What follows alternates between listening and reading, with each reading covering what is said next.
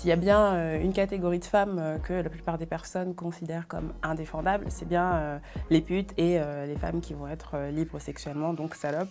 Je suis Bertoul Morebec, je suis artiste performeuse, travailleuse du sexe et autrice. En étant ce qu'on peut appeler dans notre société une salope et en étant aussi une travailleuse du sexe dans la prostitution et dans le porno, donc une pute, j'étais concernée par cette façon qu'on a de rabaisser en fait les femmes qui ont une sexualité libre ou qui vont exercer des boulots dans le cadre du travail du sexe. Après le travail du sexe, il n'y a pas seulement la prostitution, ça regroupe aussi le striptease, les feuillages, la domination BDSM. Il y a énormément de boulot dans le travail du sexe aujourd'hui, il y en a de plus en plus grâce à Internet. Mais aujourd'hui, on a une vision globale du travail du sexe et des travailleuses, surtout travailleuses, de femmes désespérées, qui n'a pas d'autre recours, qui ne sait rien faire d'autre, qui est souvent obligée par un proxénète, par des réseaux. La réalité, bien évidemment, elle est toute autre, elle est beaucoup plus complexe.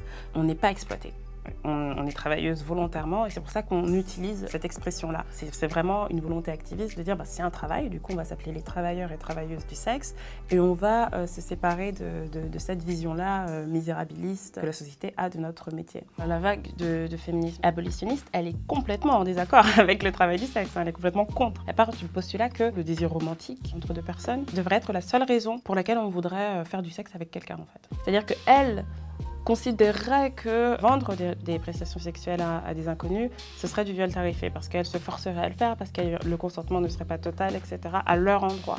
Et elle ne supporte pas en fait qu'il n'y ait pas la femme, mais qu'il y ait des femmes et que les sensibilités puissent être plurielles. Et que non, ce n'est pas parce que moi, je décide de vendre des services sexuels que je dis que toutes les femmes, potentiellement, peuvent et doivent vendre des services sexuels pour être libres. C'est faux. Moi, je ne représente que moi-même. Et je pense que c'est l'essence même du féminisme. Quand on arrête, entre nous, d'essayer de normer ce que ça veut dire d'être une femme respectable, d'être une femme qui va être libérée des injonctions patriarcales, quand on accepte de se voir les unes entre les autres comme des entités, des personnes uniques, subjectives, qui ont leur propre façon d'exister et qui ont leur propre désir, je pense que là, réellement, le mouvement féministe aura fait un grand pas. Mon féminisme, il est inclusif, en fait. Chaque femme, à leur propre endroit, ont le droit d'exister comme elles l'entendent, en fait.